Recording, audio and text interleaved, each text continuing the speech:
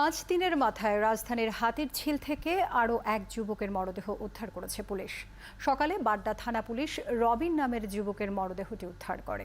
নিহতের বাবার নাম আব্দুস সাত্তার, তার বাড়ি কুমিল্লার চান্দিনায়।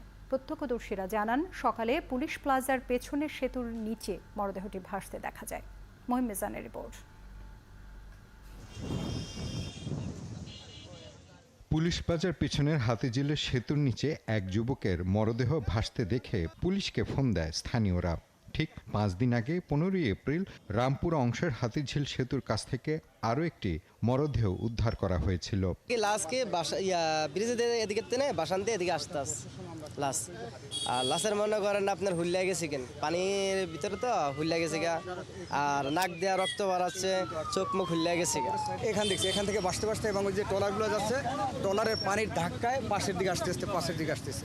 ঘটনাস্থলে দ্রুত চলে আসে সিআইডির ফরেনসিক ইউনিট। মরদেহ উদ্ধারের পর সিআইডির ফরেনসিক ইউনিট মৃতের আঙ্গুলের ছাপ নিয়ে জানতে পারে মৃত ব্যক্তির নাম মোহাম্মদ রবিন, বাবার নাম আব্দুস সাত্তার, বাড়ি কুমিল্লার চান্দিনায়। পুলিশ জানায়, প্রাথমিকভাবে তার শরীরে আঘাতের চিহ্ন পাওয়া যায়নি। আমরা এই ক্যামেরা পর্যালোচনা করে এবং এই মৃতদেহের আর পূর্ণাঙ্গ নাম ঠিকানা সংগ্রহ করেই বলতে পারবো আসলে কি ঘটনাটি ঘটছে। তবে প্রাথমিকভাবে এই মৃতদেহের গায়ে কোনো রকম আঘাতের চিহ্ন বা সাসপিসিয়াস কিছু আমরা পাচ্ছি না।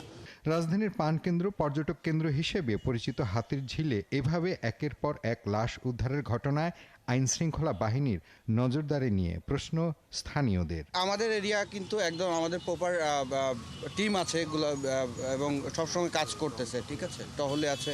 আমাদের প্রত্যেকটা টিম কিন্তু কাজ করে যাতে কোনো ঘটনা না ঘটে। আমরা সর্বাত্মক চেষ্টা করি সবসময় যাতে আইন শৃঙ্খলা ঠিক থাকে, ল অ্যান্ড ঠিক থাকে, যাতে কোনো ঘটনা না ঘটে। এই ব্যক্তিকে মেরে লাশ এখানে ফেলা হয়েছে, না অন্য জায়গা থেকে ভেসে এখানে এসেছে, নাকি এটি অন্য কোনো দুর্ঘটনা, তা তদন্তে বেরিয়ে আসবে বলে মনে করে পুলিশ।